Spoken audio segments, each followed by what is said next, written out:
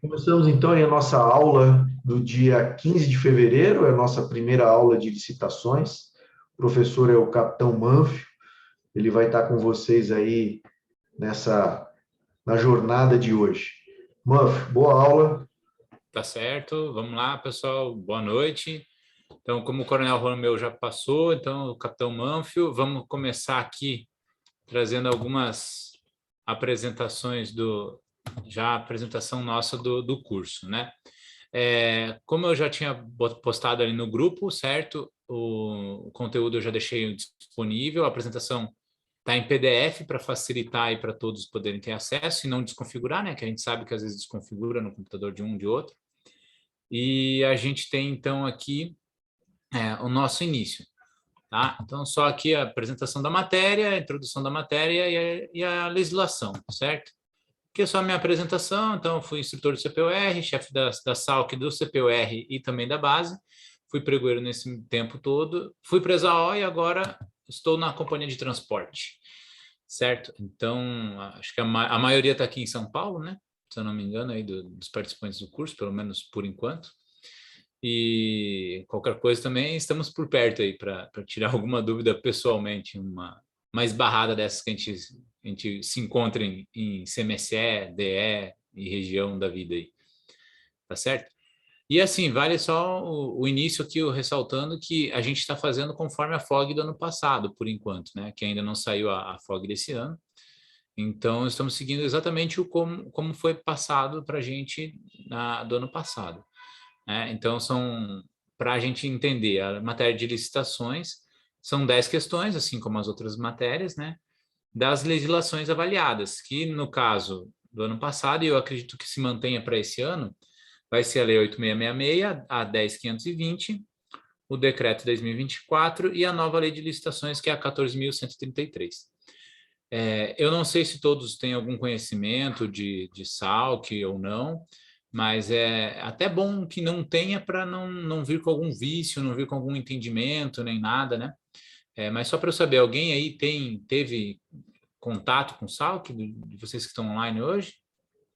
O Cláudio Honório, certo? Mais alguém? Acho que só, né?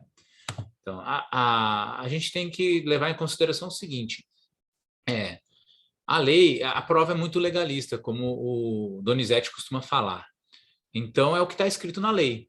Interpretação do CGTU, AGU ou alguma outra recomendação que é feita por parte até mesmo das ICFEX ou coisas assim, elas não devem estar contidas no nosso estudo. Então, basicamente, a gente vai seguir o pé da letra, o pé da lei, certo? E com algum comentário, alguma coisa assim, para a gente poder ter um direcionamento maior. Como esse ano agora vai ser o terceiro ano que está com a matéria de licitações e contratos. A gente teve o primeiro e o segundo ano, eu peguei, dei uma olhada em todas as questões e fui colocando já dentro da matéria já onde foi que eles tiraram as questões. Então está mais esmiuçado ali. Obviamente que eles podem pegar a lei com outros itens que a gente não for bater aqui com mais direcionamento, né? Algum item específico da lei, alguma coisa assim.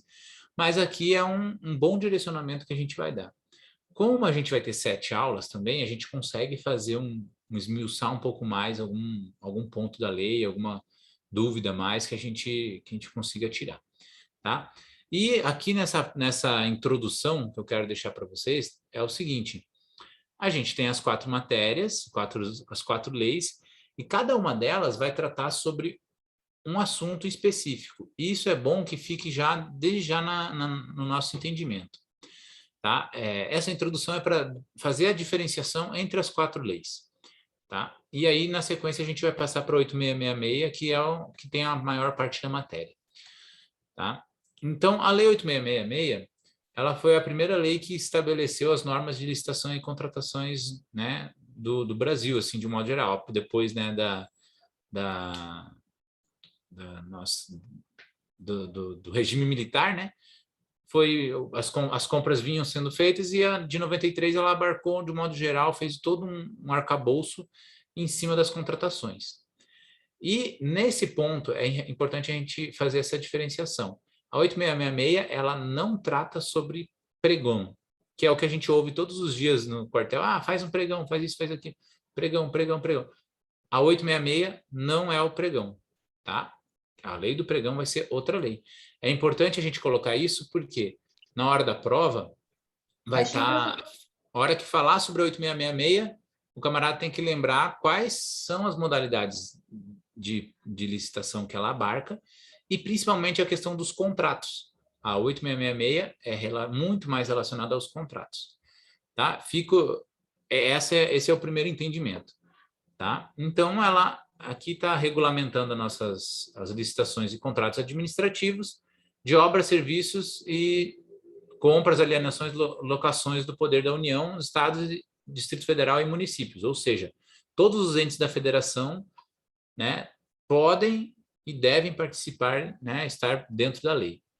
Então, aqui eu já deixei frisado, ó, a gente vai bater com mais calma depois. São modalidades de licitação pela 8666, a concorrência, a tomada de preços, o convite, o concurso e o leilão, tá? E aí a gente vai bater cada uma dessas durante o nosso estudo aqui. Mas, num primeiro momento, e aí eu friso de novo, 8666 é concorrência, tomada de preço, convite, concurso e leilão e os contratos.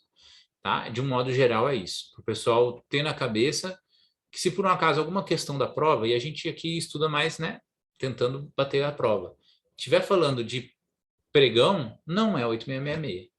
Entendeu? Porque facilita na hora da pegadinha, na hora de tirar uma dúvida de um item, de uma questão, né? Ter esse entendimento facilita, tá? Aí a gente passa aqui já para 10.520. Essa sim, que inclui o pregão como uma modalidade de licitação. Então vejam que a 866 não tem. A 10.520 é a que trata do pregão com exclusividade do pregão. E ele está falando, e a gente coloquei aqui um aviso aqui, pode ser tradicional ou eletrônico. Para quem já participou das licitações, sabe que as modalidades, normalmente se fazia o quê? Se reunia os fornecedores, era feito um aviso, esses fornecedores se reuniam num ambiente físico, dentro de um aquartelamento ou dentro de um ente da federação, para que fosse feito a licitação ali, fosse tratado os trâmites da licitação de modo presencial. E o modo eletrônico é o que hoje é o mais adotado, é o pregão eletrônico, que é o que dá ampla concorrência e mitiga essa questão de ter uma proximidade maior com o fornecedor e talvez um possível conluio ou coisas que aconteceram anteriormente, né? E vejam o seguinte, a lei, ela não é taxativa. Percebam o seguinte, a lei ela sempre vai trazer alguns verbos que dão obrigatoriedade ou possibilidade. E é importante a gente frisar, ó, para aquisição de bens e serviços comuns, poderá ser adotada a modalidade de licitação de pregão, né, na modalidade de pregão. O que isso dá para a gente, já pensando na prova? Tem sempre uma questão de VOF, uma questão de marque a alternativa correta, a alternativa incorreta, e eles trocam exatamente isso aqui. O poderá por necessariamente será adotada, ou, né, eles mudam o verbo ou mantêm o verbo, e a pessoa, né, a gente tem que estar esperto nesses detalhes, que é isso que vai matar a charada de algumas questões, tá?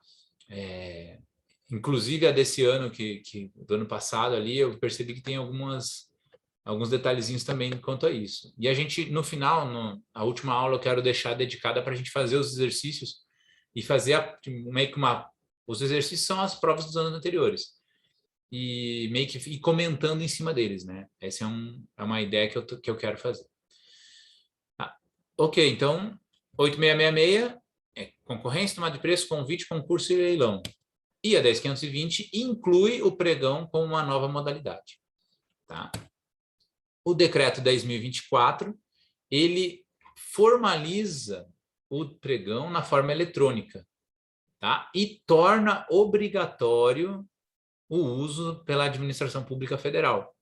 Ou seja, percebam a diferença, é a lei 10.520, quando o decreto passa a regulamentar ela, esse decreto torna obrigatório o uso do pregão eletrônico. Entenderam? Então, vejam que esse é uma caixanga importante para todo mundo estar ciente. Qual é a norma que torna obrigatória? É a 10.024, certo? Então, quando tiver numa das questões lá, a gente percebe que eles fazem sempre uma introdução. Conforme a lei número tal, o artigo não sei das quantas, acontece isso e aquilo. É correto afirmar que aí a modalidade a modalidade de pregão é obrigatória na forma eletrônica. Se ele estiver tratando de 8666, tá errado, entenderam? Esses são os detalhes. O cara, realmente, o pregão é obrigatório, mas por qual lei ou qual decreto, né? É isso que eu estou querendo já deixar bem claro para vocês do início, para a gente prestar atenção nesses detalhes. E aqui nós temos a nossa nova lei de licitações, tá? A lei 14.133 do ano passado, né? Do ano passado, certo? Que ela vai passar a valer plenamente a partir do ano que vem, a partir de 2023. Num primeiro momento, ela está sendo estudada aqui em alguns artigos específicos dela, que foi da FOG do ano passado, certo? Que já são os artigos que já revogaram esses artigos aqui de 89 a 108 da 8666 e passaram a valer, então, né, os artigos novos da 14.133, tá certo? Então, e a nova lei traz novos entendimentos, traz novas formas de licitações, mas isso a gente não vai estudar por enquanto. A não ser que no decorrer da matéria a gente tenha a FOG, e a gente pede também isso, quando vocês tiverem a disponibilização dessa FOG, passar para a gente poder dar uma olhada com mais atenção, para ver se por um acaso eles não mudaram a prova como um todo, né? Se for parecida com a do ano passado, está nesses moldes. Se por um acaso a FOG vier trazendo somente a Lei 14.133, a gente faz uma revisão da matéria e faz um estudo mais pormenorizado da nova lei, tá certo? Então, vejam o seguinte, para focar para os estudos, a gente tem que bater aquilo que exatamente vai ser cobrado, né? Não adianta eu pegar e ler os artigos que não vão ser cobrados na 14.133 porque vão entrar em conflito com 8666, certo? Essa é a primeira ideia aqui para vocês terem essa noção, tá bom? E aqui eu deixo um resumo rápido, que é para vocês terem uma noção boa e toda a questão da prova já puxar isso na cabeça, né? 8666 são os princípios, as definições, de um modo geral, vai tratar sobre os tipos de licitação e os contratos. Tá? E aqui eu deixei algumas outras palavras-chave, digamos, né? Vai tratar sobre a dispensa de licitação, a inexigibilidade, sobre a fiscalização dos contratos, as alterações de contratos, as características dos contratos. Veja que é tudo contrato, certo? Muito focado nisso. A 10.520, então, inclui a modalidade pregão, tá? E tem os outros detalhes aqui sobre fase preparatória e fase externa do pregão. Ou seja, que tem uma fase que a gente prepara o pregão internamente e uma fase externa, que é onde a gente divulga o pregão na internet. Tá? Então, aqui já tem algumas ideias. Porque às vezes o pessoal pode pensar, é fase interna e fase externa. Não, é fase preparatória e fase externa. Tem alguns detalhes assim também na prova, né? A Lei 14.133, então, ela traz somente a parte, né, na última FOG, de infrações e sanções administrativas. Tá? Então, quando se tratar de infrações e sanções, vai estar dentro da 14.133, que são justamente os artigos da lei 8.666 que já foram de imediato cortados pela nova lei, certo? E o decreto, então, 10.520, que vai trazer mais detalhes da modalidade de pregão. Aí ali vai fazer né, referência a esses termos aqui, termo de referência, atribuições do pregoeiro, atribuições do ordenador de despesas, atribuições do pessoal ali, tá certo? Então vejam que, em se tratando de pregão eletrônico, nós temos essas né, a lei e o decreto. Em se tratando de contratos, princípios e definições, a 8666. Infrações e sanções, a 14.133. Ficando isso na cabeça, vocês conseguem, na hora da prova, já ter um direcionamento mais rápido. Tranquilo? Então, essa aqui foi a primeira apresentação. E a minha intenção agora é passar com vocês a segunda apresentação aqui, tá? Que vai ser a parte 1 de licitações e contratos, tá bom? A parte 2, a minha intenção é deixar para a próxima instrução, para a gente fasear bem e conseguir bater um pouco mais assim. Aqueles que quiserem abrir aí também no computador, podem abrir a lei 8666, que a gente vai seguir ela, e como eu falei, exatamente como está escrito na lei. Ou eles vão, na hora da prova, excluir alguma palavra, alguma frase, para deixar a questão errada, ou eles vão copiar exatamente como está para dizer que ela é certa. Tá? Dificilmente tem alguma questão que é muito de interpretação da questão, certo? Sempre tem alguma coisa, né? Um mais certo, né? Ali, uma coisa assim que vai estar num limbo, mas a maioria das vezes é a lei pura. O texto que está na lei foi copiado e colado e suprimido alguma coisa para estar certo ou errado. Tá?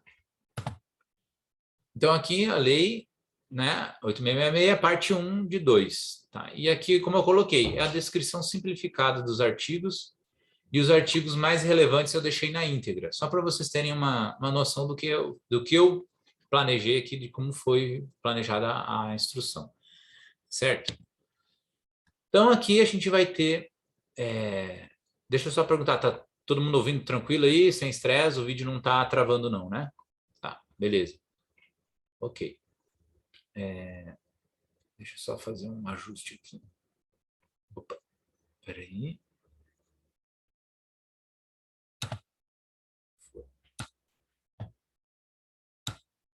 Pronto. Tá. Então, vamos lá. A lei ela vem por capítulos e seções. Isso é importante da gente saber porque sempre que a gente estiver dentro da lei, a parte dos princípios, ela vai trazer vários artigos que são relacionados aos princípios. Isso na prova vai estar lá também. Segundo os princípios da licitação, não sei o que, parará, a lei 8666. Então, cara, opa, princípios da licitação, os artigos ali são esses, mas está na cabeça dele esses artigos.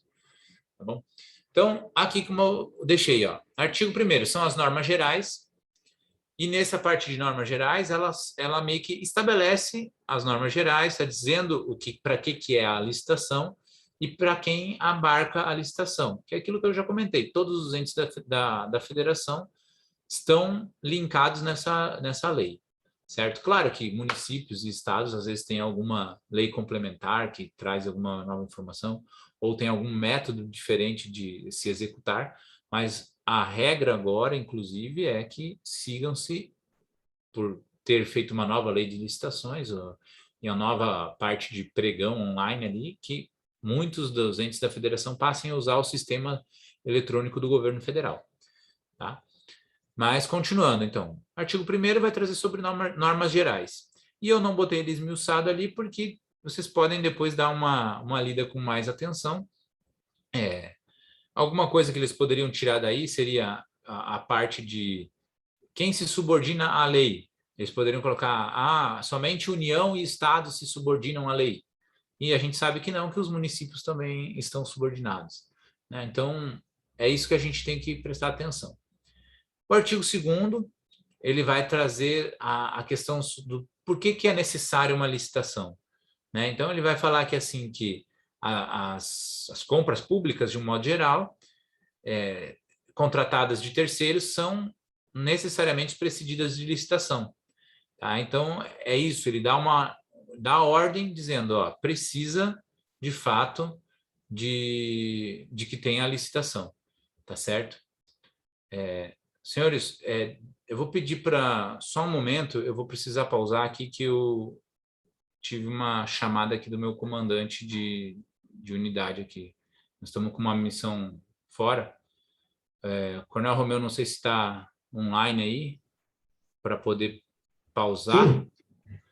Coronel, só o meu comandante me ligou aqui, vou atender, vamos ver se é rápido aqui, porque... Ok, vou dar uma pausada aqui. Isso, Se for faz favor, muito desculpa, urgente, a gente pessoal, faz mas um intervalo. Oi? Se for muita coisa que você tem que resolver, tranquilo, a gente faz um intervalo. Tá, vou tentar, vou ver aqui rapidinho, aí a gente já tenta. Continuamos, então? Posso continuar aqui? Voltei a Ok, gravar. tá bom. Continuando, então, pessoal, desculpe aí a interrupção, mas, né, como eu comentei. Então, nós estávamos aqui comentando o artigo 2º, vamos passar para o artigo 3º. Então, para que se destina a licitação? Garantir a observância do princípio constitucional, aí a gente vem, né, alguns princípios de isonomia, seleção da proposta vantajosa para a administração, né, mais vantajosa, promoção do desenvolvimento nacional sustentável, e será julgada também com os princípios básicos. E aí vejam o seguinte aqui, ó, princípios constitucionais, que aí são isonomia, proposta mais vantajosa e desenvolvimento nacional sustentável, e princípios básicos, aí, legalidade, impessoalidade, moralidade, igualdade, publicidade, probidade administrativa, vinculação ao instrumento convocatório, julgamento objetivo. Tá? Vejam o seguinte aqui, ó, existe essa diferença entre os tipos de princípios, e aí é isso que a gente fala, a prova ela vai trazer algumas nuances. Conforme os princípios constitucionais, artigo 3 da lei, não sei das quantas, da 8666. O princípio quais são os princípios, né, ali? Legalidade. Pô, peraí, não é o princípio da legalidade, ele é básico, ele não é constitucional. Entenderam? Então, não é que esteja errado, mas não é exatamente como está na lei. Então, o pessoal, às vezes, peca por conta disso. E aí eu digo exatamente isso. Pode cair alguma nuance disso aqui, que é as pegadinhas que a gente fala, né, na prova. E aqui, para aqueles que não estão muito familiarizados, né? Bom, legalidade, acho que todo mundo sabe, é a questão de estar na lei. Impessoalidade é justamente o fato de não se ter um contato com o fornecedor, um contato próximo. É impessoal, eu estou tratando da melhor proposta para a administração, certo? Não tem que, vou ajudar o meu amigo, vou ajudar alguém da minha família, certo? É isso aí. Moralidade.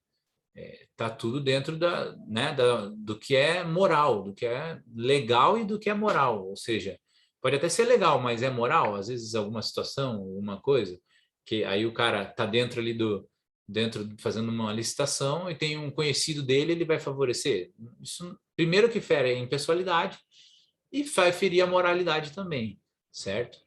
Da igualdade, o que é a igualdade? Tratar todos os fornecedores, no caso, com igual trato, né? Igual oportunidade.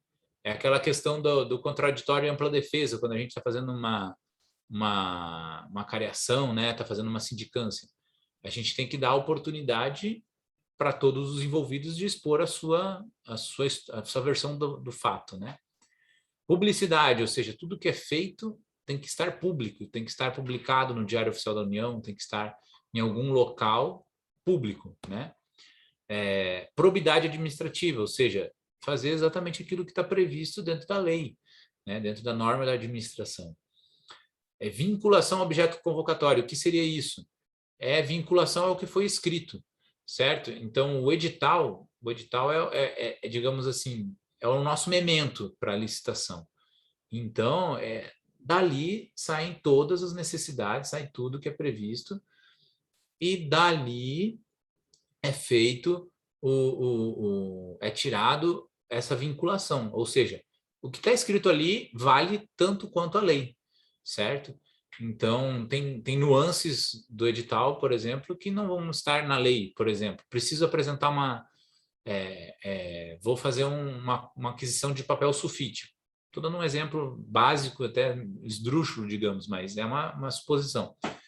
E eu coloco ali que eu preciso de uma amostra desse papel sulfite, porque eu quero que ele tenha uma gramatura X. Isso não está na lei, mas está no objeto, no edital, o instrumento convocatório, que eu preciso que o fornecedor me traga uma amostra desse papel para eu averiguar se ele está dentro das especificações que eu quero. Entendeu? Então, isso vai nos dar a força de poder cobrar do fornecedor. E por isso que é importante estar bem redigido, bem escrito, né? Tem que estar sempre bem feito. Tá? Julgamento objetivo, que seria isso? Eu quero papel, é o papel que eu quero. Não preciso... mas esse fornecedor ofereceu o papel com um brilho a mais. Não preciso desse brilho a mais nesse papel, porque eu vou comprar mais caro. Eu quero um papel simples ali, comum para a impressora padrão. Pronto, entendeu? Então, e vai ser julgado com objetividade. Com o que eu preciso, eu vou comprar. Não vou ficar dando mais prazo, porque vou postergar a licitação, porque em alguma situação assim, para favorecer um outro fornecedor ou alguma coisa assim, né? Isso poderia ser feito ou acontecer. Tá certo? Então, são esses os termos para vocês se familiarizarem também, né? E a gente sabe que nem todo mundo vai passar por uma SALC, mas, ao mesmo tempo, cada vez mais vocês vão ver isso também, né? Depois do Chacal, entrando né, dentro das vagas e sendo promovido, dentro sempre vai ser conversado, o chefe de seção vai conversar com o comandante, vai ter algum assunto correlato a esse tipo de coisas, né? Tá bom? E vamos passando aqui, então. Na continuação, eu deixei aqui o artigo 4º, o artigo 5º e o artigo 5.A com mais brevidade, por quê? Eles não trazem nada muito específico, né? Assim, muito pontual. Ele fala que toda licitação tem que ser seguida dos seus procedimentos, né? E quais são eles vão ser discriminados com mais atenção depois, né? E fala sobre também o que qualquer cidadão pode acompanhar, né? Então, é a lisura do processo. Só não pode haver interferência, mas ele pode acompanhar. Então, existe essa possibilidade.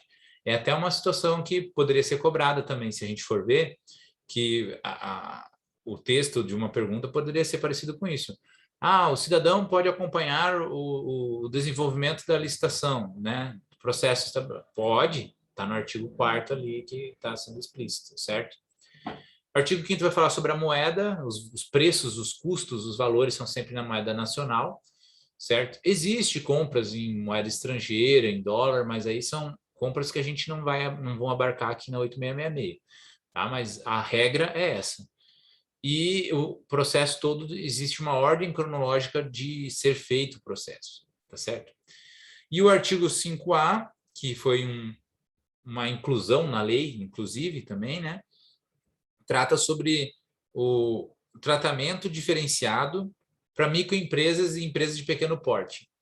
Aí a gente já percebe que existe uma certa contradição, se a gente tem que tratar com igualdade, né, aqui todas as empresas, e aqui nos fala que tem um tratamento diferenciado para ME e PP, nos parece um pouco, né, incoerente, digamos assim.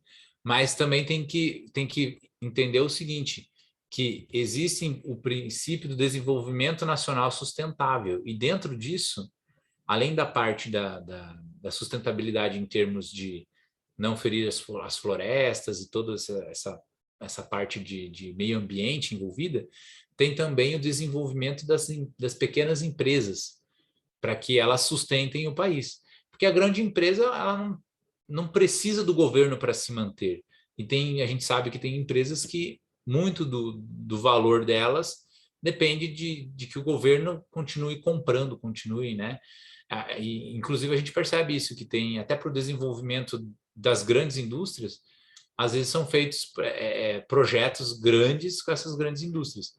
Então, como já existe uma diferenciação de grandes projetos do governo com grandes empresas, a lei trouxe essa diferenciação para pequenas empresas nas compras comuns, digamos assim. Tá certo? É isso. E aí, agora a gente muda de seção. Vejam que dos princípios passou para as definições. E aqui eu já coloquei uma caixanguinha aqui, ó, as gaivotinhas dos processos anteriores, certo?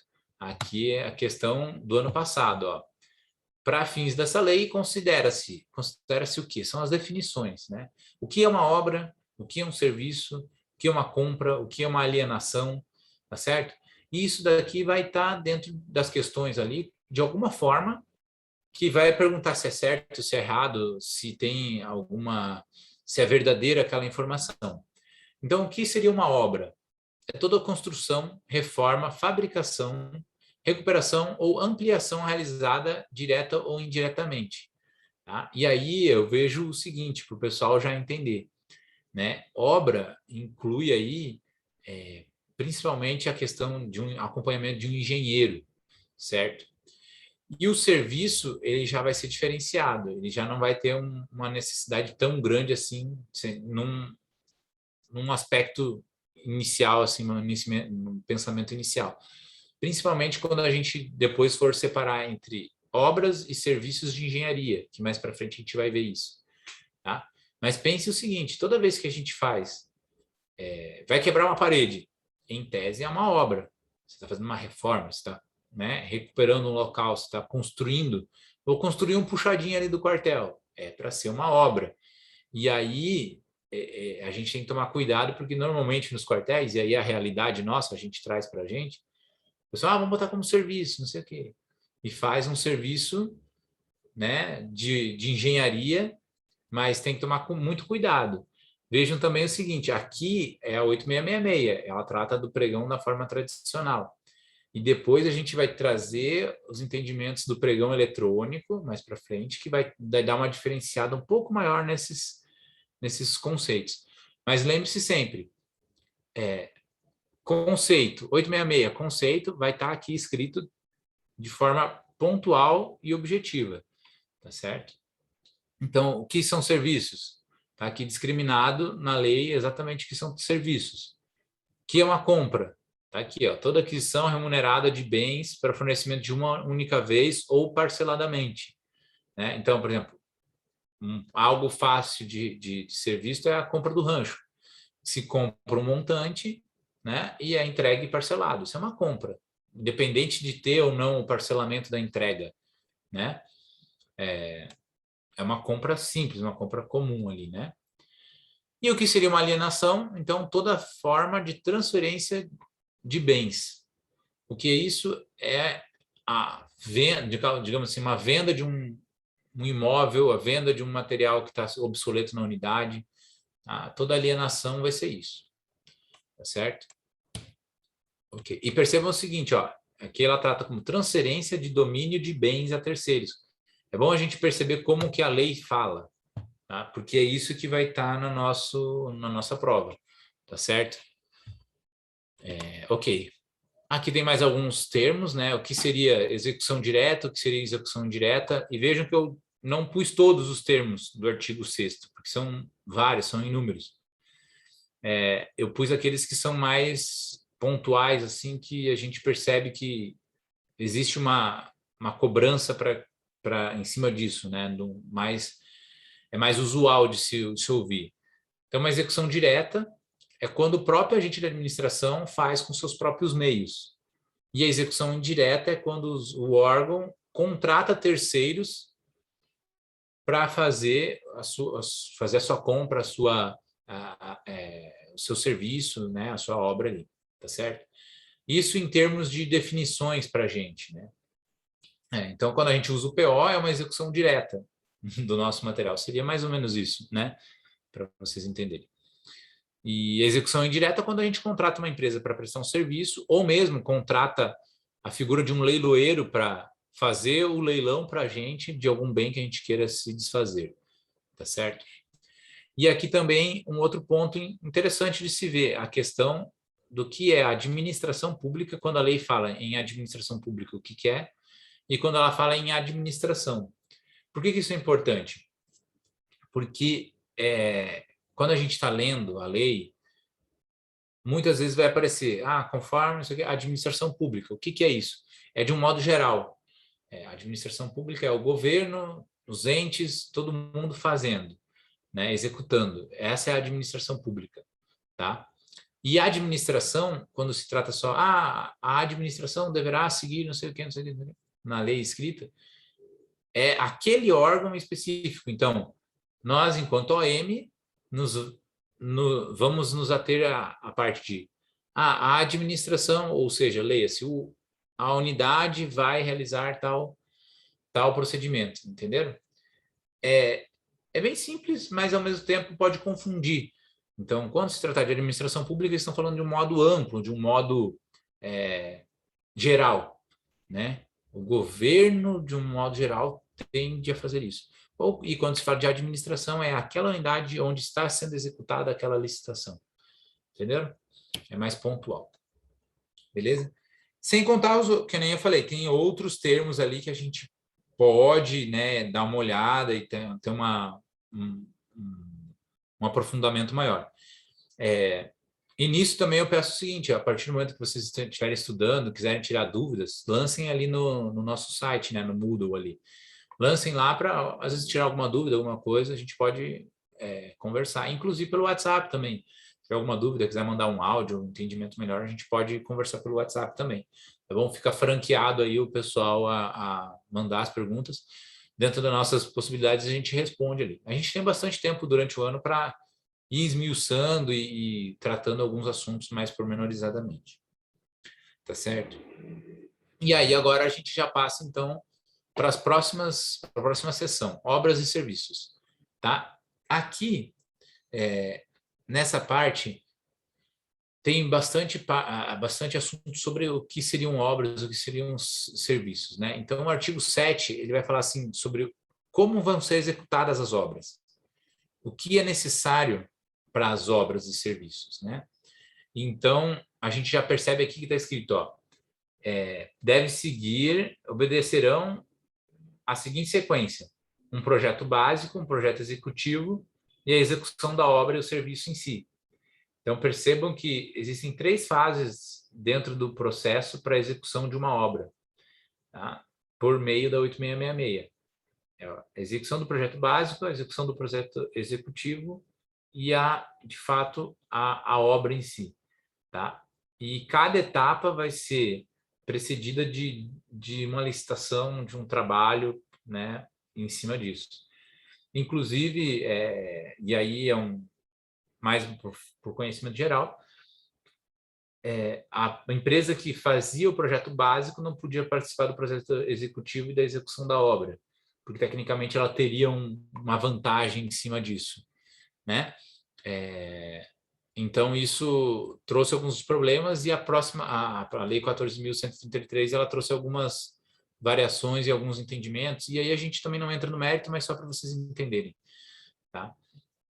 O que acontece, né? A lei, ela trouxe alguns procedimentos e ao longo do tempo vai se percebendo, vai se corrigindo com outros artigos, né? Com outras leis, tá certo? O artigo 8º, então, da lei vai falar sobre os obras e serviços têm que ser feitos em sua totalidade. O que seria isso? Vou construir um prédio novo no quartel. Eu tenho que planejar ele como um todo.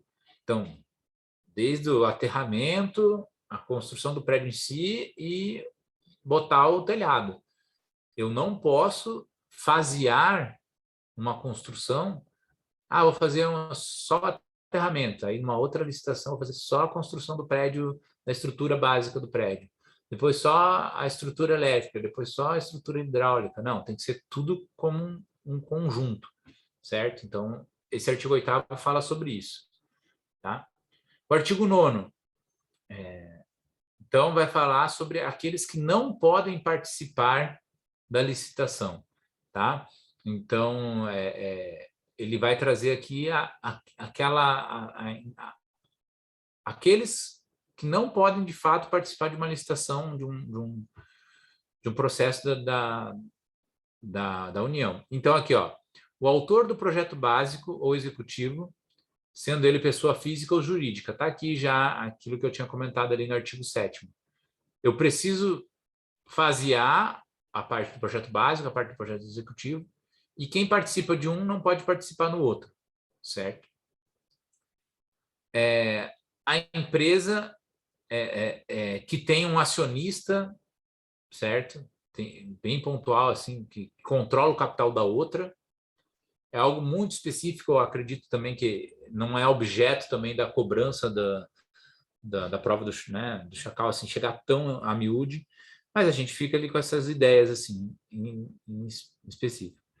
E ninguém que é da própria administração. Por exemplo, eu, enquanto chefe de SAL, que vou planejar a licitação e vou botar a empresa, uma empresa que eu tenha, ou que eu tenha participação, ou seja de algum familiar meu ou de algum conhecido, que esteja tendo possibilidade de ter informações privilegiadas durante o processo. Tá certo? Então, isso que vai falar o artigo 9º. Tá? O artigo 10º vai estar explicitando ali sobre formas de execução das obras e serviços, tá certo? E ele vai dar alguns apontamentos, certo? Quais seriam esses apontamentos ali?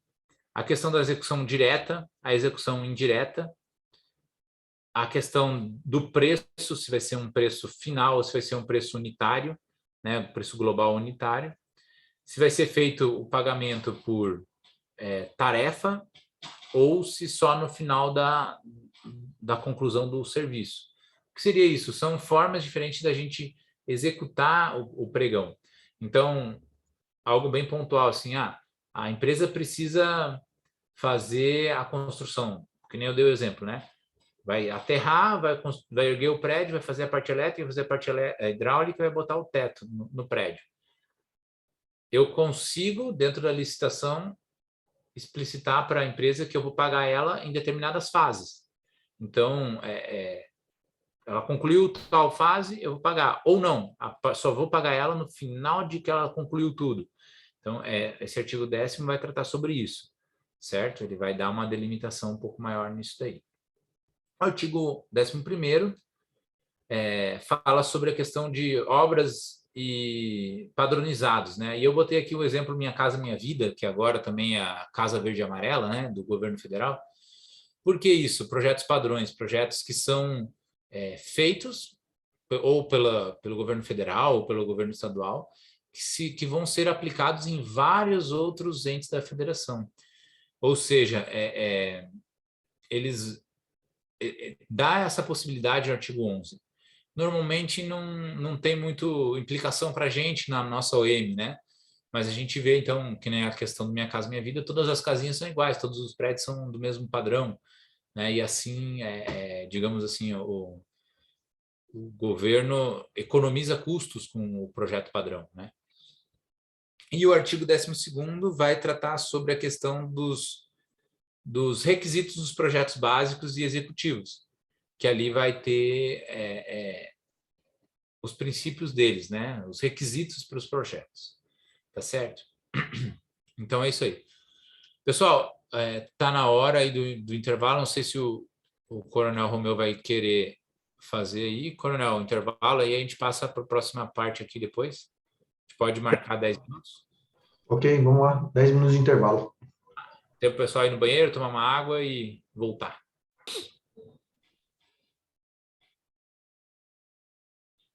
Ok, então, pessoal, continuando então aqui, né? Como eu falei, a gente vai bater aqui os artigos da lei e a gente pode ir tirando dúvidas também. Se alguém tiver alguma dúvida bastante pontual, quiser já perguntar, dá um hope aí no áudio, a gente conversa também, beleza?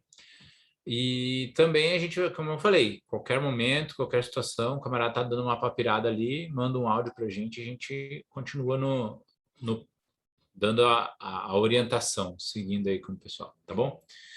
E então vamos continuar aqui, certo? Já mudamos aqui na nossa sessão da lei, falando agora sobre os serviços técnicos profissionais especializados. O que seria essa parte aí, o artigo 13? Ele vai tratar sobre alguns tipos de serviços que eles consideram pontuais e que, para a lei, eles vão tratar de alguma forma um pouco mais diferenciada, mais pontual, certo? O que seriam isso? Para esses serviços especializados, temos os estudos técnicos planejamentos e projetos básicos, pareceres, perícias e avaliações em geral. São coisas que não é qualquer empresa que consegue fazer, né? Assessoria ou consultoria técnica e auditoria financeira ou tributária, tá? Fiscalização, supervisão ou gerenciamento de obras e serviços. A gente já fala sobre isso aqui, fiscalização de obras e serviços, a gente mesmo faz, né? Dentro do quartel, mas tem muitas entes da federação que não possuem nenhum tipo de pessoal que saiba fazer uma fiscalização de contrato. Então, exige a necessidade de contratar uma outra empresa para fazer a fiscalização do contrato que ela está executando. Patrocínio ou defesa de causas judiciais, tá? Treinamento e aperfeiçoamento de pessoal e restauração de obras de arte e bens de valor histórico. São alguns pontos que são serviços especializados que eles consideram, né? E aí trata também sobre alguns casos de como que pode ser celebrada essa contratação, né? Que no caso vão ser por meio do concurso, tá? Esse é o ponto aí do artigo 13. Muito específico para a gente, é só para a gente dar uma passada. Eu acredito que dificilmente vai cair alguma coisa. Existem artigos mais relevantes para a gente dentro da lei, certo? E como eu falei, eu deixei já com as gaivotinhas montadas aí nos pontos principais. Continuando, então, das compras, né? A seção 5 da lei vai falar o que são as nossas compras, tá? E ali o artigo 14 vai falar sobre a questão da... Vejam só o texto. Nenhuma compra será feita sem a adequada caracterização do seu objeto e indicação dos recursos orçamentários para seu pagamento. Então, veja aqui que ele está falando o seguinte, ó, eu preciso delimitar o meu objeto, caracterizar. Quero uma folha A4, tá? Mas a folha A4 tem quantos centímetros? Qual, né? Altura, largura? É uma resma? São 100 folhas? São 500, né? São 1000? São quantas, né? Quantas resmas? Ou vai ser uma folha só? Tem que delimitar. E dizer de onde vem esse dinheiro. Então, a gente não consegue fazer nenhuma compra, né, sem que se tenha uma previsão do crédito. De onde eu vou tirar esse dinheiro? É isso que está falando aí nesse artigo 14. Tá certo? E aí vem o artigo 15, falando sobre o que deve ser feito, né? As compras, sempre que possível, deverão. Aí tem os seus pontos ali, e o que eu deixei selecionado aqui é ser processadas através de um sistema de registro de preços. O que seria isso? Vejam que na própria Lei 866, ela fala sobre um sistema de registro de preço, que dá parece que é um pregão, é uma coisa assim, mas não, é dentro de um sistema em que as próprias contratações, outras contratações públicas, vão gerar um registro de preços semelhantes em outros entes, né? Então, por exemplo, assim, o exemplo do papel, que é simples, né? Tem uma resma de folha a R$20 hoje. Eu vou comprar a 30? Não posso, eu tenho que fazer uma pesquisa de preço, um registro de preço, que nesse caso vai ser sempre mais ou menos próxima a isso, certo? Então, é o que deve seguir as compras públicas. Aqui vai ter alguns itens que vai dar o balizamento. Então, veja só, ó, atender ao princípio da padronização, ou seja, quando a gente tem no quartel vários tipos de viatura, isso nos dá uma manutenção que exige muito da manutenção, muitas peças diferentes, né? Muitos itens que a gente tem. Claro que foi uma consequência de várias compras do governo federal que nos trouxeram a isso, a ter, né, vários tipos de viatura, dependendo das nossas necessidades. Eu digo isso, as administrativas mesmos e as 5-tom, né, as famosas 5-tom nossas, que tem modelo Mercedes, tem modelo Volks, tem modelo, né, das antigonas lá ainda em funcionamento, né, e isso é ruim. Então, tem que sempre tentar ter uma padronização, é isso que está falando aqui. Ser processado através de registro de preço, submeter as condições de aquisição e pagamento semelhantes à do setor privado. Então, também não posso chegar e falar assim, não, vou comprar 1 milhão de resmas de papel e hoje, com um preço de R$20, você vai me entregar daqui a 5 anos. Isso não é usual do setor privado, né? Então, tem que ter uma semelhança com o privado e sempre puxando para o lado do bem público, né? De melhor servir ao bem público. E aqui, ó, outras ser subdividida em tantas parcelas quantas necessárias, né? Visando a economicidade, certo? Então, tem que haver economicidade. Da mesma forma que eu não posso comprar uma folha só, eu também não vou comprar 1 milhão de folhas, porque eu não vou ter onde pôr. Então, às vezes, a economia de preço não se reflete numa economia de armazenamento, estocagem, tem tudo isso que é envolvido. Então, isso que está sendo falado aqui é sobre isso, né? E balizar-se pelos preços praticados nos entes da administração pública, que também se remete a essa questão do registro de preço, né? Tem um preço padrão aí, tá certo? E nisso tem os demais parágrafos do artigo 15º, tá? Que vão estabelecer algumas outras condições, tá certo? O artigo 16º vai falar sobre a questão da publicidade, né? No caso das licitações, o que acontece? Quando se tem um pregão eletrônico, a própria forma de divulgação por meio da internet já dá a publicidade devida. Em termos das compras padrões, né, da licitação tradicional que a gente está tratando aqui, existe na lei a questão dessa publicidade mensal dentro do próprio órgão, um quadro de avisos que seja exposto para que qualquer pessoa que queira ir verificar isso veja dentro dessa unidade quais são os processos que estão sendo corridos ali naquela unidade, né, naquela organização, certo? Então, existe esse ponto da lei que fala sobre a obrigação dessa publicidade dentro da própria administração, fora a publicação nos diários oficiais da União, do Diário Oficial do Estado também, que existe essa obrigatoriedade, tá certo? Ok. E aí a gente passa, então, para os nossos próximos capítulos aqui. Ok? Faço isso. Ok. Tá? Aqui nessa parte das alienações, vai trazer também a explicação mais pormenorizada de como pode ser feita a alienação de bens, certo? Bens móveis e bens imóveis também, tá?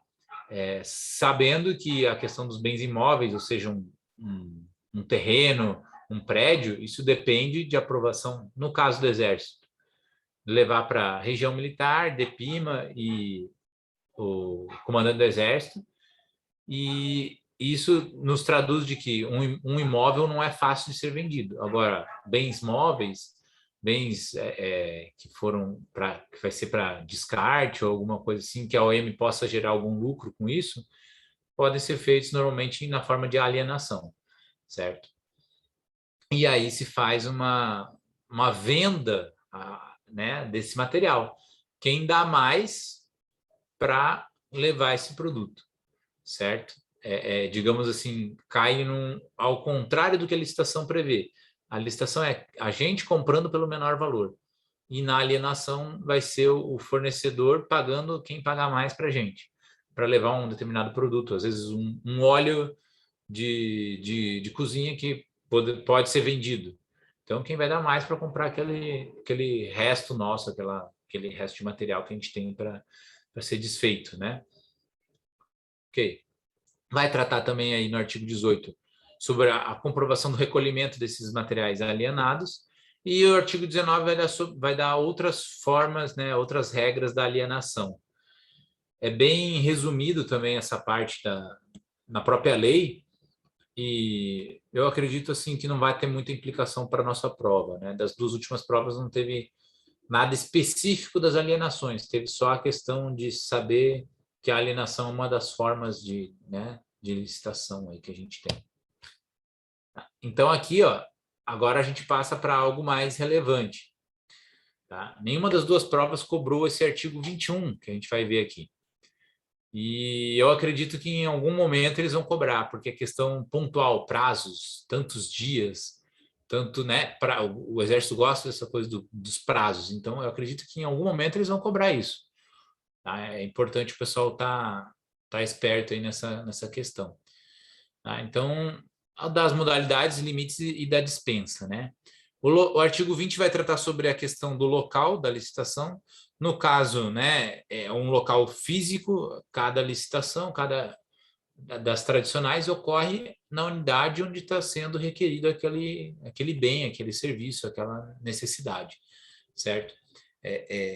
Não é isso que está tratando assim, é naquele local, naquela unidade da federação. Então não adianta eu querer fazer uma compra para o Exército numa unidade da Marinha, certo? Tem que ser no seu próprio local, digamos assim, só para o pessoal entender, né? É isso aí. O artigo 21, então, vai tratar aí da questão do aviso dos editais, a necessidade da publicação, no caso do Diário Oficial da União, e em jornais de grande circulação,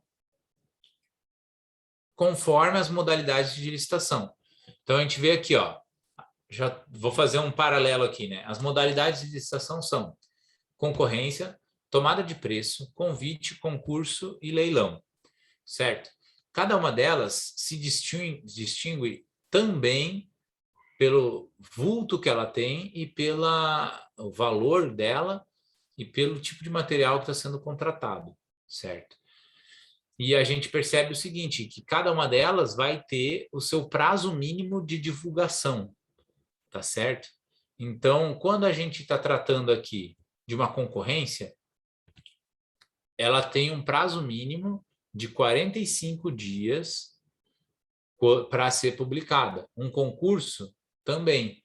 Então, vou fazer um concurso cultural. Vamos fazer a bandeira histórica do quartel. Precisa de uma divulgação de 45 dias de antecedência, ou seja, publico no Diário Oficial da União, publico num jornal de grande circulação, e aí só depois de 45 dias é que eu posso executar essa licitação. E a concorrência no caso de melhor técnica ou preço. Técnica barra preço, né? Que seria isso? Quando a gente está fazendo uma licitação em que eu não vou necessariamente escolher o menor preço, eu vou escolher a melhor técnica dentro de um preço execuível. Seria como se fosse eu fazer um trabalho de engenharia mais pormenorizado, que eu não vou querer contratar uma empresa que vai fazer um trabalho simples, eu quero um trabalho com técnica, que tenha algo a mais envolvido. Muito provavelmente não vai ser o caso das nossas contratações simples aqui, né, do Exército, assim, das contratações mais simples do Exército. Até porque hoje a regra é o pregão eletrônico, mas fica aí a ideia, né, da questão de quantos dias é necessário para cada um das modalidades de licitação, tá certo? A concorrência, de um modo geral, que nem eu coloquei ali, e a tomada de preço, que se refere a melhor técnica e preço, é 30 dias, ou seja, preciso de 30 dias para divulgar, para que os interessados possam vir até conhecer o edital para depois poder dar prosseguimento na licitação. A tomada de preços, de um modo geral, e o leilão é a venda dos materiais, né, a alienação dos nossos materiais, precisa de um prazo mínimo de 15 dias de publicação. E o convite é o prazo de 5 dias úteis, certo? Então, vejam que, até por isso, em muitos quartéis, aí talvez você já tenha ouvido falar, o pessoal, vamos fazer um convite, chama 3 empresas ali, vamos fazer rapidinho, está feito o processo da compra, né? Isso eu estou trazendo para o nosso ambiente aqui. Primeiro que já não é a regra nos dias de hoje, a regra é o pregão eletrônico, certo? E segundo que o convite, ele se torna fraco no sentido de que você mesmo convida os participantes, e por isso que ele é rápido. E para isso são licitações de pequeno vulto normalmente, certo? Então existe uma preocupação ao ser feito o convite, tá certo? Então até para o pessoal, às vezes já ouviu alguma coisa, o pessoal entender quais são as modalidades, os tipos e por que é que a gente tem que tomar cuidado com algumas compras, tá? O artigo 22 aí, então, na sequência, vai tratar, né, das modalidades de licitação. E aqui na nossa instrução aqui, eu não esmiucei, mas que caiu na questão do ano passado e é interessante todos terem ciência do que cada uma dessas modalidades significa. Aqui eu vou deixar explícito aqui, vou ler como está na lei para a gente ficar com isso na memória aqui mais fácil. Concorrência é uma modalidade de licitação que qualquer interessado, na fase inicial de habilitação preliminar, comprove possuir os requisitos mínimos de qualificação para o edital. Então, esse é o texto referente à concorrência, tá? Que na fase inicial, ele tem que ter a documentação comprovatória. A tomada de preço é um pouco diferente. Está escrito aqui a modalidade de licitação em que os interessados devidamente cadastrados ou que atenderem às condições exigidas para o cadastramento dentro do sistema do SICAF, que eu acredito também que muitos aí já devem ter ouvido, né? Os quartéis antigamente tinham o SICAF, um operador do SICAF para cadastrar empresas no sistema de fornecedores do governo federal.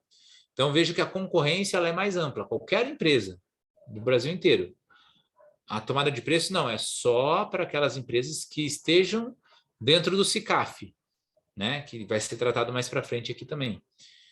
Ou que possam ser incluídas dentro do SICAF, ou seja, que tenham a documentação necessária para o SICAF, né? Para o cadastramento.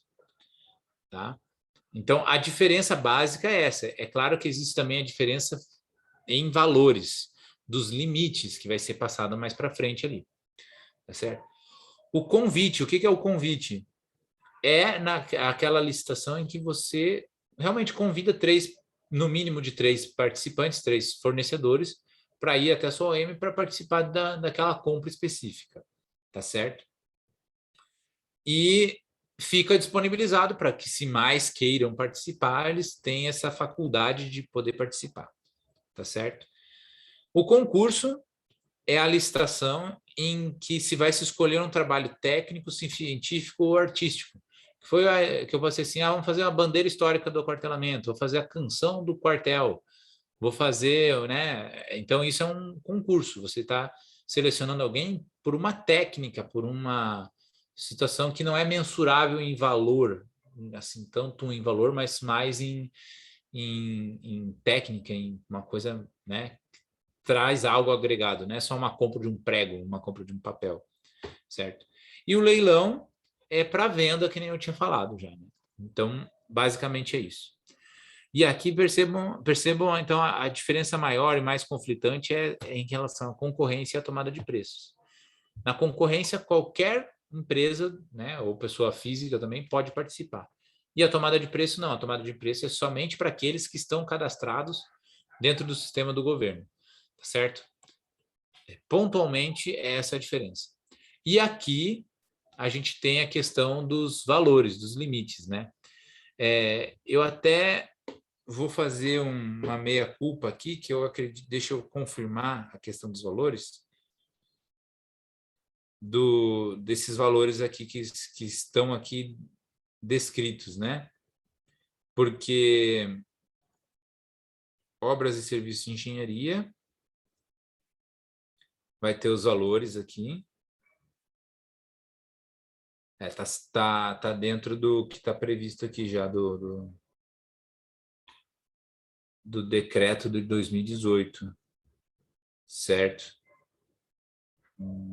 Convite.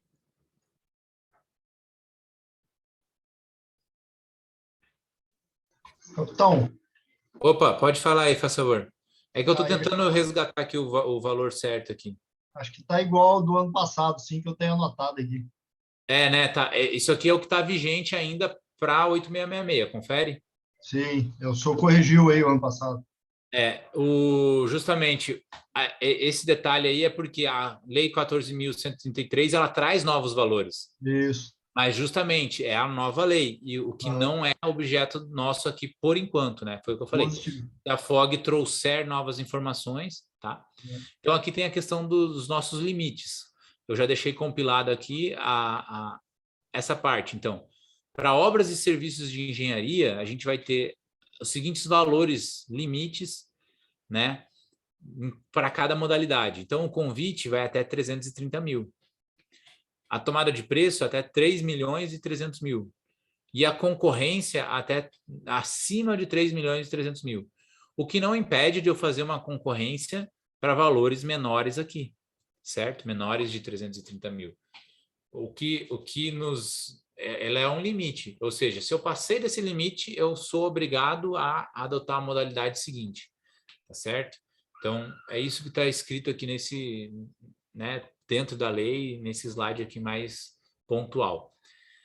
Em nenhum das duas provas anteriores foi cobrado exatamente essa questão dos valores, tá? Mas fica aí algo de possivelmente possa ser comprado. E aqui, para as compras de serviços que não são obras e serviços de engenharia, tem também os seus valores. Convite até 176 mil, tomada de preço 1.430.000 e a concorrência acima de 1.430.000. Para o pessoal entender também ali, aqueles que não foram de SALC, né? O governo estabeleceu valores, na época, em 1993, que eles ficaram muito tempo defasados e foram corrigidos ali com a presidência do Temer, né, em 2018. E, posteriormente, na nova lei, eles foram corrigidos novamente por conta toda a inflação do Brasil, toda, né, a correção de valores que é necessária para as compras públicas. Hoje a gente vê, né, em 1990 uma Coca-Cola era 50 centavos, 2 litros, hoje está R$10 aí nos mercados. Então foi mais ou menos isso que aconteceu aí nessa questão dos valores, né? Por isso que tem essas atualizações. Tá certo? E aí a gente entra aqui num ponto bem curioso, que é a questão da dispensa de licitação. Vejam o seguinte, eu botei aqui, eu anotei, ó, questão 51 do ano retrasado e questão 63 do ano passado, falando sobre as dispensas de licitação, né? Onde que é possível ser feita a dispensa de licitação. Aqui eu deixei pontualmente, né, para a gente ver, ó, obras e serviços de engenharia em até 10% do limite do anterior. É meio confuso. Vejo que é 10% do 23A, inciso 1, ou seja, 10% de 330 mil, ou seja, 33 mil. E a mesma coisa aqui, 10% do 23A, inciso 2, 16.600, tá? Mas o que apareceu na prova foi esse caso aqui, ó, nos casos de guerra ou grave perturbação da ordem. Então, o item, a questão fala assim, assinale a alternativa correta para as dispensas de licitação, conforme artigo 24 e o 26 da 8666.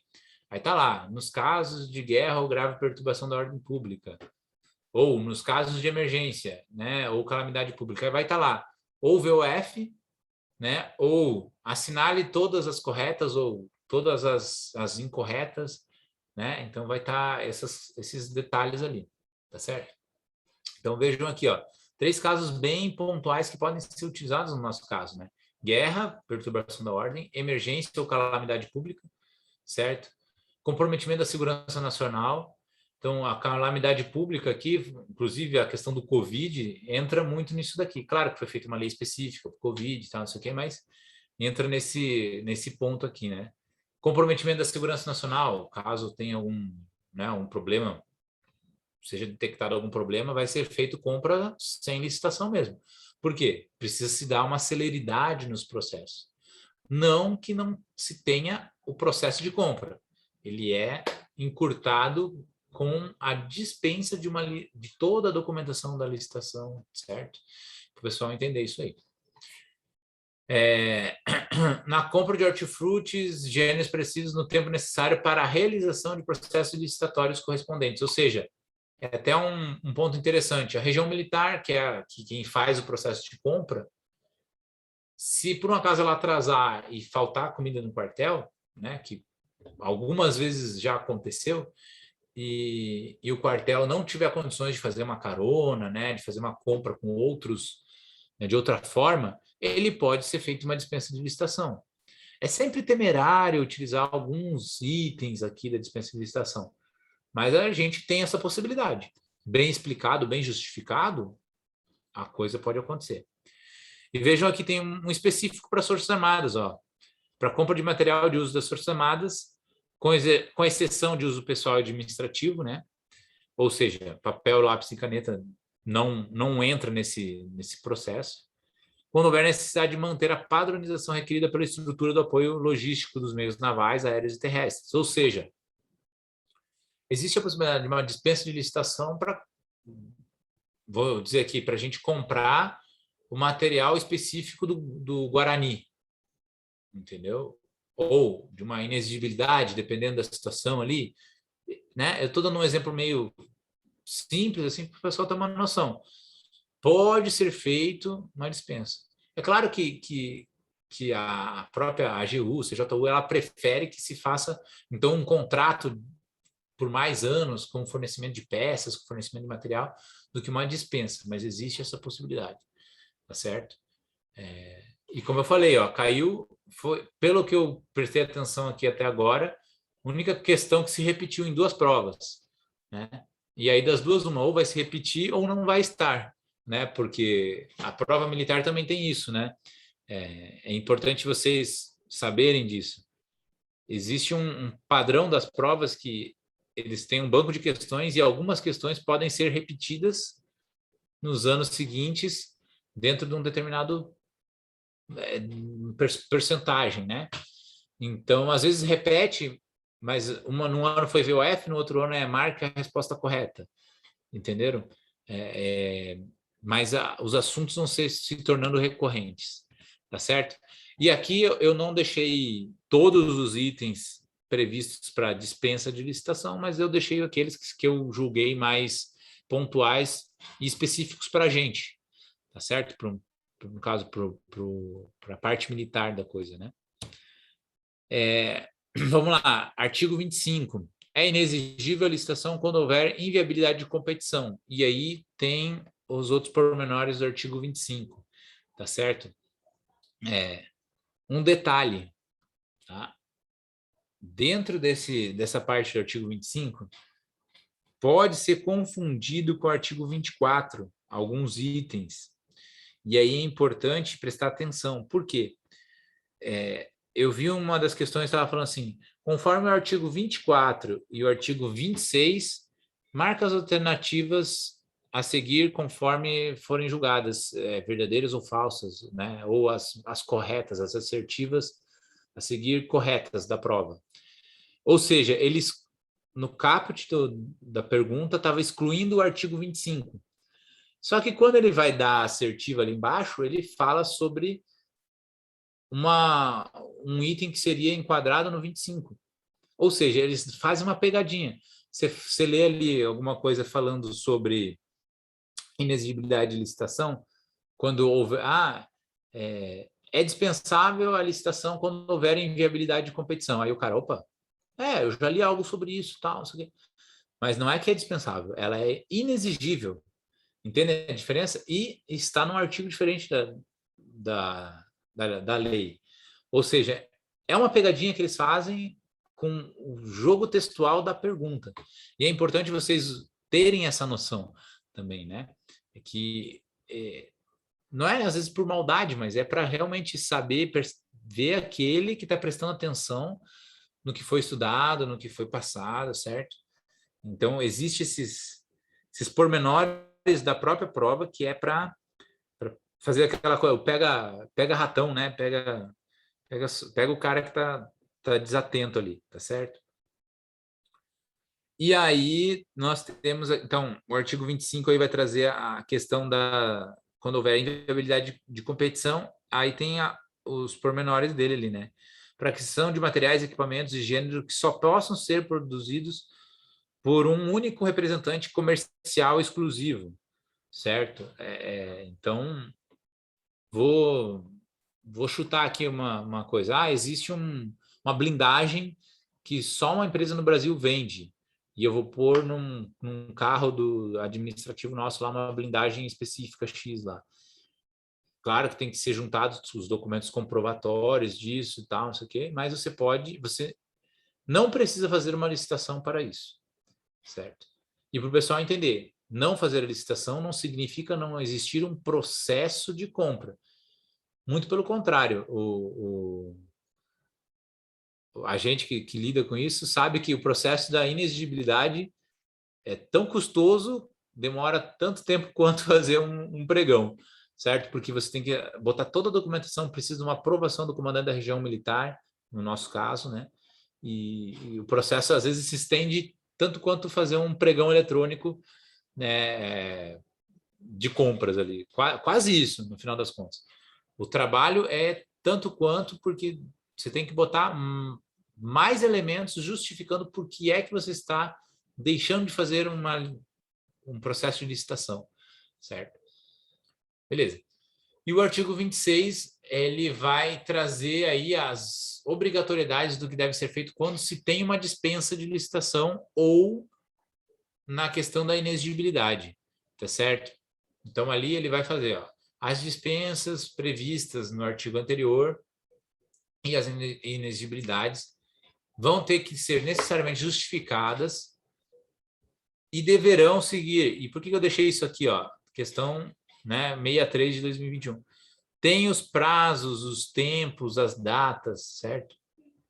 Tantos dias para subir para a autoridade superior, no nosso caso, o comandante da região militar, e para publicação na imprensa oficial, no nosso caso, o Diário Oficial da União, certo? Existem esses prazos, tá?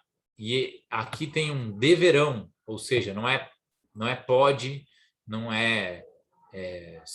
seria interessante ser comunicado, não, deve ser publicado, entenderam? A lei, ela traz esses pormenores aí que a gente tem que ficar esperto, beleza? Ok. Aí aqui, senhores, a gente já passa para a questão da licitação no que se refere à habilitação. O que é a habilitação? Já é documentação da empresa para que ela possa participar de uma licitação, certo? Assim como eu falei nos outros anos, eu sinto que isso aqui é algo muito, muito mais relativo à comissão, quando você for trabalhar realmente numa compra, numa SALC, uma coisa que você vai ser o pregoeiro, no caso, né, dos pregões, ou no caso aqui da comissão de licitação, que você vai precisar saber cada um desses artigos aqui, porque é bem extenso, tem bastante informação e são muitos nuances, muitos detalhes, é a documentação que é exigida da empresa para que ela participe do processo, entenderam? Então, ali, só para que todos tenham noção, o artigo 27 vai ter quais são os documentos que a empresa precisa para poder participar, né? Parte jurídica, parte técnica, parte financeira, toda essa documentação vai estar ali. O artigo 28 vai falar sobre a questão da habilitação jurídica dela também, mais pormenorizado. O que é essa habilitação jurídica? É documentos de identidade do fornecedor, é registro civil, né? O registro comercial da empresa, né? O ato constitutivo da empresa, né? Ou seja, a documentação realmente da empresa, tá certo? As declarações que ela possua, a regularidade fiscal e trabalhista, ou seja, ela não pode estar devendo pagamento de funcionário, pagamento de algum 13º de funcionário, essas coisas mais que são um métier mais aprofundado, certo? Parte de qualificação técnica, então, numa obra, a gente exige que a empresa tenha, no mínimo, tantos anos de mercado, ou tenha feito alguma obra parecida para alguma empresa, seja privada ou outro órgão público. Tem muitos pormenores aí. Então, só para vocês entenderem que existe essa parte da licitação que cobra da empresa essa documentação, tá certo? Os registros dela e tudo mais, tá? E aí a gente segue aqui também a questão, chegamos na parte do SICAF, né? E aí um ponto mais relevante para isso é que o SICAF é uma exigência para tomada de preço, lembro lá atrás, né? A concorrência, ela não exige que o fornecedor esteja registrado no SICAF, né? Mas a tomada de preço, ela exige, tá? Então, o artigo 34 fala exatamente isso, ó. Os órgãos e entidades da administração pública devem realizar licitações mantendo registros cadastrais para efeito de habilitação na forma regulamentar, certo? Ou seja, o registro tinha que ser feito e tinha que ser feito anualmente, tá? E aí tem um regulamento que regula isso, que é justamente o SICAF. E hoje, talvez o pessoal tenha ouvido falar ali, que nem eu comentei, né? Existia uma seção no quartel que era responsável só por receber o fornecedor e cadastrar os dados dele. Teve muitos problemas ali, e às vezes a própria, ou dentro do Exército, ou num outro órgão, o pessoal demorava para colocar o fornecedor dentro do sistema, né, do cadastro, e aí esse fornecedor não conseguia participar da licitação, porque estava com documentação pendente. Então, foi se vendo que existiam esses problemas, e hoje em dia, quem faz o cadastro, quem faz o lançamento dos dados é tudo pela própria empresa, ela lança 100% digital aí, que nem eu coloquei um adendo só para explicar para vocês, né? Mas, pontualmente, a licitação ela cai em cima disso. Existe um cadastro e tem que ser seguido. O artigo 35 vai delimitar as formas de como são feitos, como é feito o requerimento, a inscrição no cadastro. O artigo 36 vai falar sobre a categorização, ou seja, a classificação das empresas, por conta das suas habilidades, né? Então, cada empresa tem o seu foco. Então, se ela é uma empresa de papel, lápis, borracha, ela tem que ter lá dentro do seu ato constitutivo dela, ela tem que estar lá dizendo isso. E aí tem os códigos do governo federal que permitem que ela execute essa atividade. Aquela questão tem empresa que vende do alfinete ao foguete, realmente, mas ela precisa ter dentro dos documentos dela cada um desses itens especificado que ela tem essa possibilidade de venda, certo? Então tá aí, essa categorização vai ser feita dentro desse artigo. E a questão aí também de alteração, suspensão ou cancelamento do cadastro. Ou seja, qualquer empresa que tenha algum tipo de problema na documentação, principalmente, ela pode ter o cadastro dela suspenso ou mesmo cancelado. E sendo cancelado, ela fica suspensa de participar das licitações, né? Até que seja regularizado o processo dela. Tá bom? Outra coisa que eu acho difícil de cair, porque também é bem específico, mas é o caso da gente comentar e trazer aqui uma ideia geral do que é para vocês. Tá certo? E aqui a gente também estamos chegando já para a parte final nossa aqui. Procedimento e julgamento, tá? Também acredito que sejam muito aprofundado. A gente vai perceber que a próxima aula vai ter coisas mais factíveis para a gente, que é realmente a questão dos contratos, tá? Mas a gente não pode deixar de passar uma noção básica aqui de todos os artigos, né? Vocês têm uma noção deles.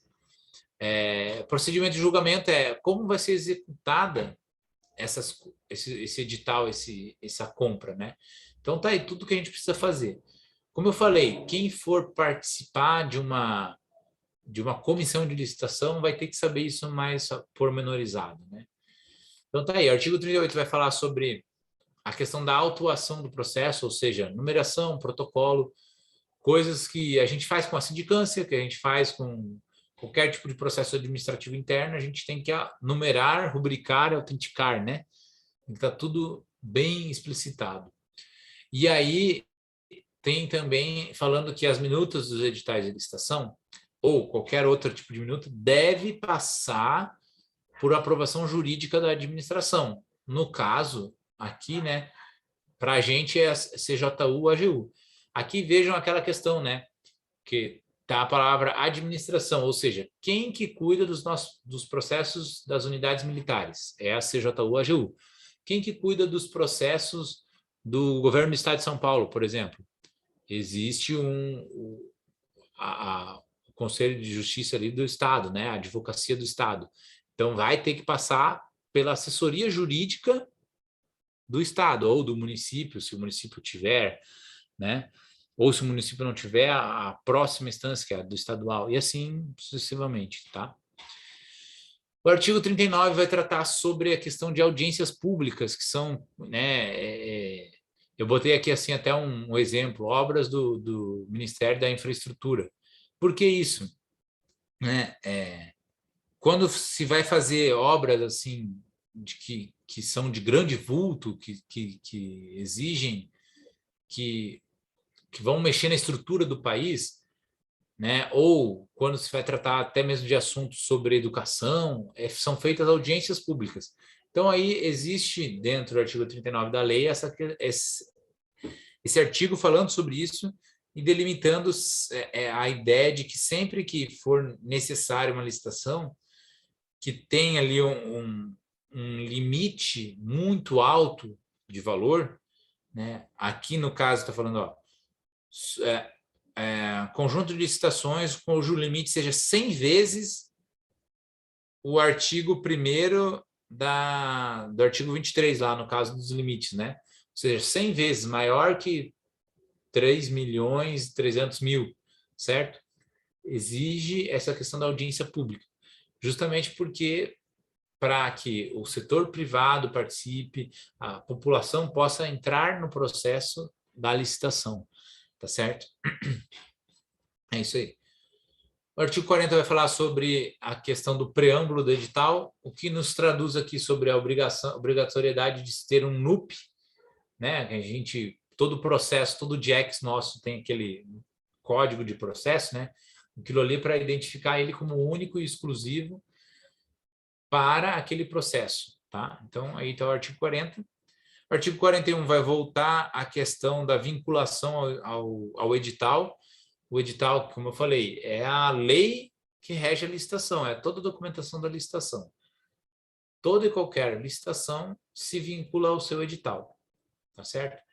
Surgiu uma dicotomia, surgiu alguma coisa, vai primeiro no edital ver o que está falando ali, tá certo?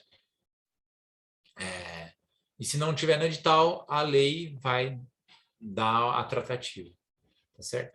E o artigo 42, aí só para que vocês tenham noção, vai tratar sobre a questão de concorrências internacionais, tá certo? Eu também nem entrei muito no mérito disso, mas talvez o pessoal lá da CBW, de compras, né, o pessoal de Taubaté ali lide com esse tipo de compra internacional que vai precisar ter um pormenorizado aí, tá certo? E aqui continuam os processos de julgamentos, tá? Que é uma parte bem técnica, bem, né? Mas assim. E dessa parte aqui, o que eu extraí para a gente aqui é o artigo 45, né? Que são os tipos de licitação. E aí eu também boto um alerta aí. A gente tem as modalidades de licitação, que a gente tem as 5 modalidades, e a gente tem os 4 tipos de licitação. Vejam que são conceitos diferentes que podem confundir na hora da prova. Tá? Então, o tipo de licitação é menor preço, melhor técnica e preço, ou o maior lance e oferta.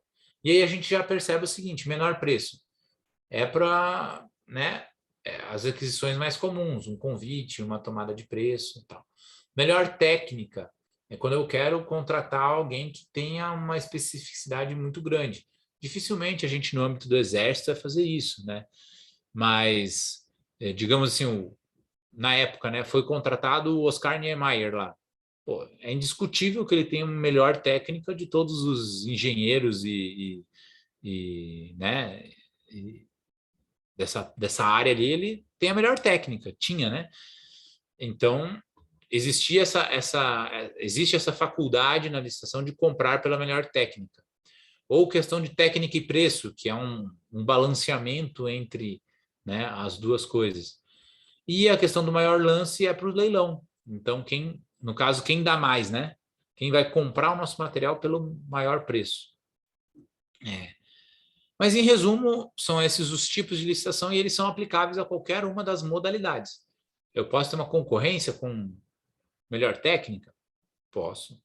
Posso ter uma concorrência com menor preço? Posso. Entendeu? É isso que vocês têm que entender. Qualquer uma dos 4 tipos se aplicam lá às outras licitações, tá certo? O artigo 46 vai esmiuçar a questão do caso de melhor técnica e preço, tá certo? Então, ele vai dar algumas diretrizes ali. E como eu falei, não é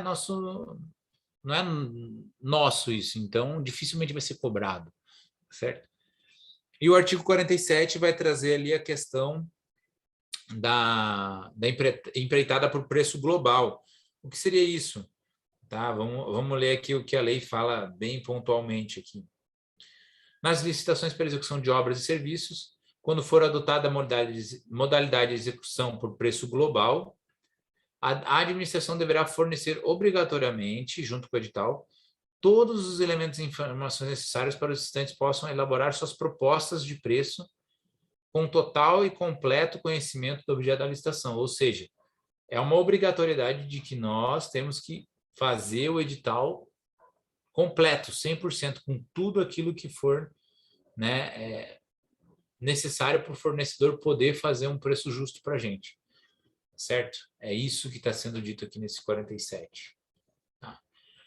E foi como eu falei, dessa parte aqui, dessa parte aqui de procedimento e julgamento, que eu vejo mais atinente a gente aqui é alguma questão de certo e errado aqui nesse 45 aqui, tá? Que pode dar uma divergência maior ali e tal, tá certo?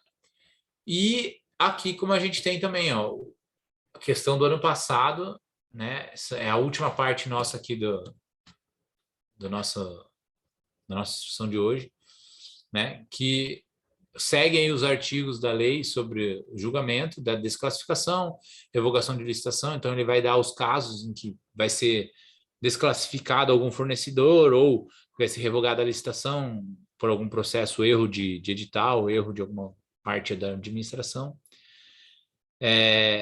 O artigo 50 vai falar sobre a celebração do contrato na ordem de classificação das empresas, ou seja, a empresa A deu o melhor lance, né? Ou tem a melhor técnica ali, tá? Eu preciso contratar ela primeiro. Se ela não me atender depois, por algum motivo, eu contrato a segunda colocada, a terceira. Então, ordem de classificação, né? O artigo 51, aqui eu deixei bem, né, até colorido aí, que é a questão da comissão de licitação. Ele vai estabelecer, e aí é importante a gente ler, para ficar bem frisado aí, o que fala sobre esse artigo 51 que fala da comissão, né? Fala que as propostas serão processadas e julgadas por comissão permanente ou especial. Então, já tem aí duas frases, né? Duas palavras. Comissão permanente ou comissão especial, tá? De no mínimo 3 membros, sendo pelo menos 2 servidores do quadro permanente do órgão da administração responsável pela licitação. Tá certo? Ou seja, eu preciso ter 3 pessoas na comissão, sendo 2 delas o pessoal de carreira, no nosso caso, né? E uma podendo ser o pessoal temporário, tá? Então, e essa comissão, em sendo permanente, ela é por no máximo 1 ano. E a especial, ela é pelo aquele prazo que for necessário para executar a licitação e também por no máximo 1 ano, podendo ser renovada, substituindo os seus membros, né? Tá? Por que eu coloquei isso aqui? Porque nessa questão do ano 2021 aí, tá bem nessa parte aqui. Ela coloca assim, é por 2 membros sendo 1. Então, ou seja, 2 não, é 3, certo? Então, às vezes é isso que eles vão mudar na prova, tá bom? E eu até já deixei, inclusive, todas as questões já estão ali nos simulados, tá? Até lembrando o pessoal. Tem o simulado 1, se refere à prova de 2020, e o simulado 2 se refere à prova de 2021, tá? Para o pessoal saber aí que já está disponibilizado e quiser já dando uma papirada ali, o camarada consegue ver as questões, consegue executar. O simulado basicamente, vocês podem fazer ali quantas vezes quiserem, ler, ter uma proximidade com a prova, porque o que vai trazer para vocês também é isso, é fazer e fazer e fazer as provas dos anos anteriores. Eu acredito, inclusive, que já tenha sido dito isso pelo próprio Coronel Romeu ou um dos outros, né, o Donizete e o esqueci o nome, o nosso outro Caleb. professor, Caleb, desculpe, que a prova basicamente é fazer as provas dos anos anteriores e massificar, certo? Porque ali vai estar o modo como a banca pensa, né? Então isso é interessante de vocês também que estão, principalmente para quem vai fazer a primeira vez, ter noção disso, né? Façam mesmo as provas dos anos anteriores. Está disponibilizado ali para vocês fazerem. A gente trouxe aqui dentro do nosso sistema, do nosso site ali, as provas. No meu caso, eu estou colocando exatamente toda a prova. O Coronel Romeu já passou as deles ali, ele filtrou as questões mais relevantes. Ou seja, está bem pormenorizado, o camarada consegue dar um papiro bom no nosso material. Beleza? E eu acho que por hoje é isso. Aqui, só finalizando, o artigo 52 e 53 vai tratar sobre concurso e leilão, que eu também vejo justamente não sendo aplicável muito no nosso métier. Então, fica acachando, o camarada tiver alguma dúvida, pode perguntar também. Feito? É isso aí, Coronel. Acho que por hoje a nossa matéria foi essa. O senhor vai fazer uma finalização, alguma coisa assim? Obrigado, Manfio. Tranquilo? Então, só lembrar, então, a questão do simulado, né? É interessante estudar primeiro, ver as aulas, assistir, depois partir para o simulado. Porque se você não papira e vai para o simulado, já dá uma sensação ruim de que não está tendo conhecimento, né? Começa a errar muito. Então, acho que vale a pena, fechou a matéria, deixa o simulado um pouco mais lá para o final, né, para ir fazendo, principalmente as licitações e contratos, que só temos referência de 2 anos, né?